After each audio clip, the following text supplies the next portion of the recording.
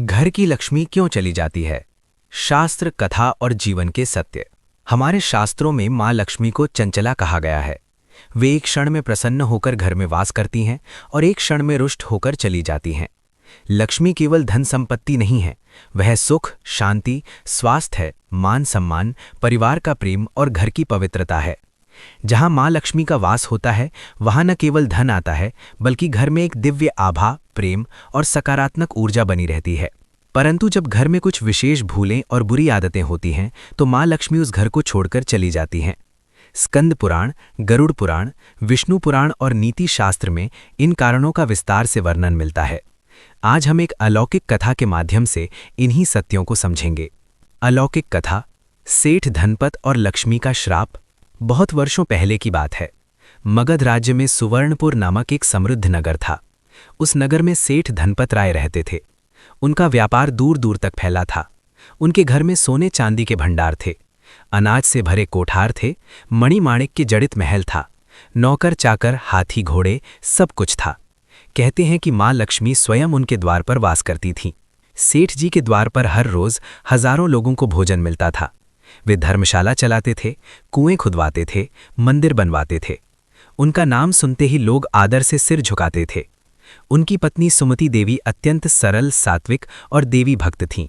घर की देहली पर प्रतिदिन रंगोली बनती, तुलसी की पूजा होती और प्रातःकाल मंगल गीत गूंजते थे। परंतु समय के साथ सेठ जी का स्वभाव बदलने लगा।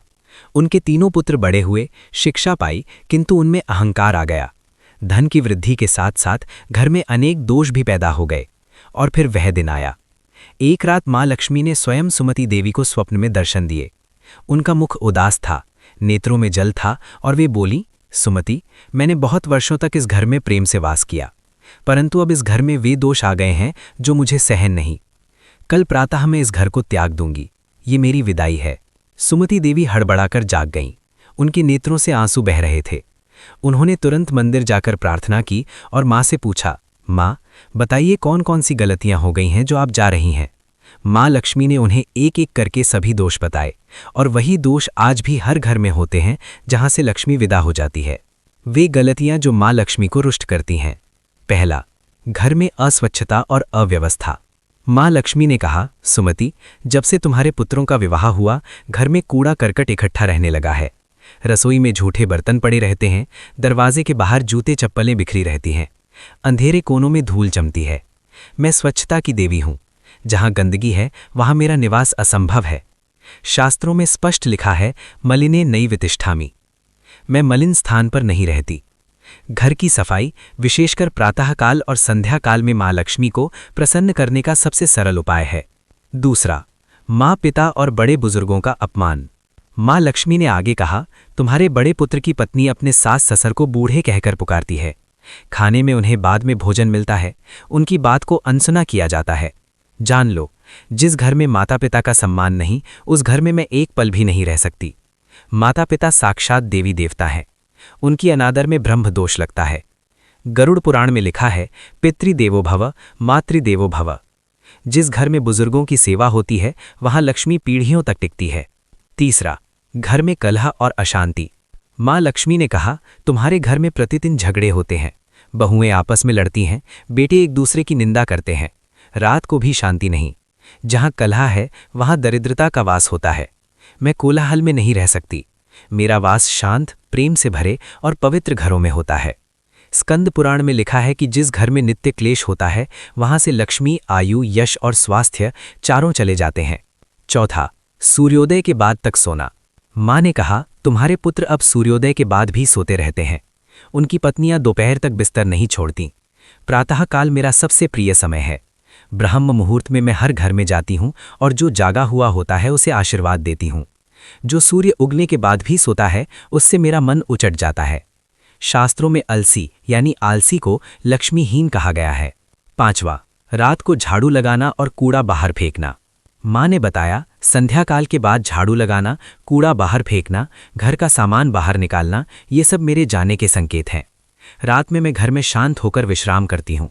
जब रात को झाड़ू चलती है तो मुझे लगता है कि मुझे भी बाहर निकाला जा रहा है। यह वैज्ञानिक दृष्टि से भी सत्य है।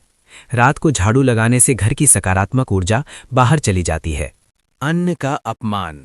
माँ लक्ष्मी की आंखें भर आईं।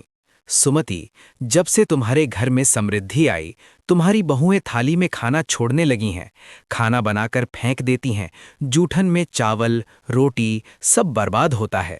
मैं अन्नपूर्णा का ही एक रूप हूँ। अन्न मेरा स्वरूप है। जो अन्न का अपमान करता है, वो मेरा अपमान करता है। ऐसे घर में दरिद्रता आती है, रोग आते हैं। शास्त्रों में अन्नम न परिचक्षीत, अन्न को कभी तुच्छ मत समझो, ये वेद की आज्ञा है। 7. घर में नकारात्मक बातें और गाली गलौज। माँ ने कहा, जहां वाणी दूषित हो, गाली गलौज हो, अश्लील बातें हों, वहां सरस्वती चली जाती हैं और मेरा भी मन नहीं लगता। वाणी की शुद्धता अत्यंत आवश्यक है। घर में आते ही अच्छे वचन बोलो, मधुर भाषण करो। अथर्ववेद में कहा गया है, शुद्ध वाणी देवताओं को प्रिय है। जो परिवार में आपस में मीठे वचन बोलते हैं, उनके घर में माँ लक्ष्मी सदा प्रसन्न रहती हैं। 8. दूसरों की निंदा और ईर्ष्या। माँ लक्ष्मी ने गहरी सांस ली और बोली, तुम्हारे पुत्र अब पड़ोसियों की बुराई करते हैं, रिश्तेदारों की निंदा करते हैं, दूसरों की सफलता देखकर जलते हैं। निंदा करने से पुण्य क्षीण होता है और ईर्ष्या से घर की ऊर्जा दूषित होती है।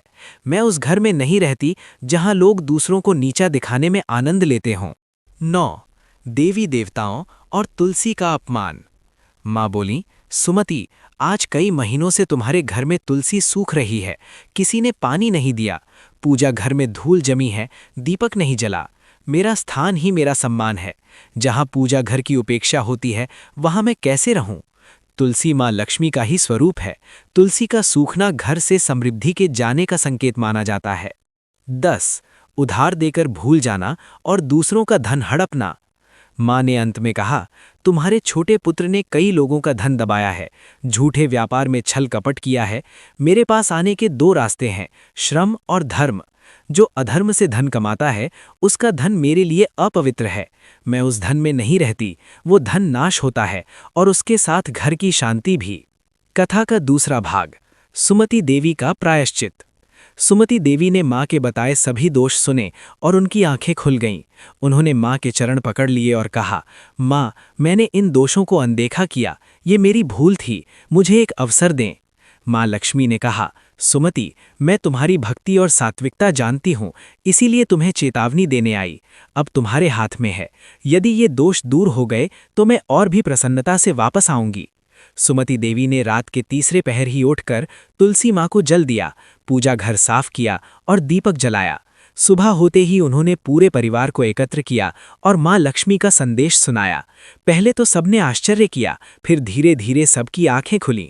बड़ी बहू ने सास ससुर के चरण छुए और माफी मांगी। छोटे बेटे ने जिन लोगों का धन दबाया था, उन्हें वापस किया। घर की सफाई होने लगी। प्रातःकाल उठना शुरू हुआ। रसोई में बचा हुआ खाना गरीबों को बांटा जाने लगा। घर में मंगल गान गूंजने लगे। 1 माह बाद पूर्णिमा की रात सुमति देवी ने फिर स्वप्न देखा। माँ लक्ष्मी सोने के रथ पर बैठकर आ रही थीं। उनके मुख पर मुस्कान थी। वे बोलीं, सुमति, तुमने अपने घर को फिर से मेरे योग्य बना दिया। आज से मैं यहाँ 7 पीढ़ियों तक वास करूंगी। अगले दिन से सेठ जी के व्यापार में अभूतपूर्व वृद्धि हुई। घर में शांति लौट आई। वो घर फिर से लक्ष्मी का घर बन गया। माँ लक्ष्मी को प्रसन्न करने के उपाय। माँ लक्ष्मी को घर में बनाए रखने के लिए निम्न बातों का पालन करें। 1. प्रतिदिन प्रातःकाल ब्राह्म मुहूर्त में उठें और घर को स्वच्छ रखें। 2.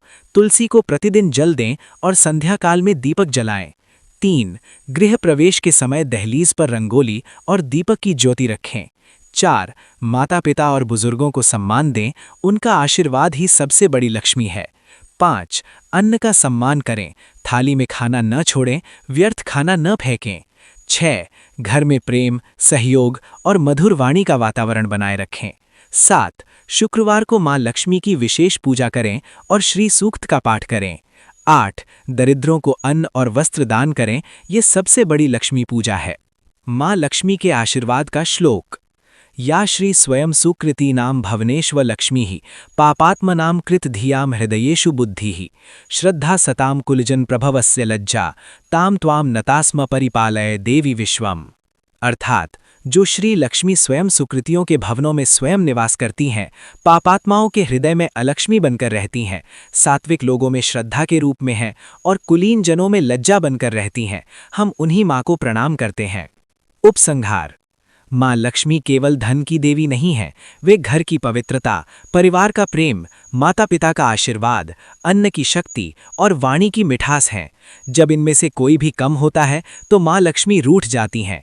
इसीलिए घर को केवल बाहर से नहीं, भीतर से भी समृद्ध बनाइए। सेठ धनपत के घर की ये कथा हर उस घर की कहानी है जहां धन तो है पर शांति नहीं, सुविधाएं हैं पर संतोष नहीं। माँ लक्ष्मी की वास्तविक कृपा वहीं होती है जहां पवित्रता है, श्रम है, धर्म है, सम्मान है और प्रेम है। जय माँ लक्ष्मी। ओम श्रीं ह्रीं श्रीं कमले कमलालये प्रसीद प्रसीद। ओम श्रीं ह्रीं श्रीं महालक्ष्मी नमः।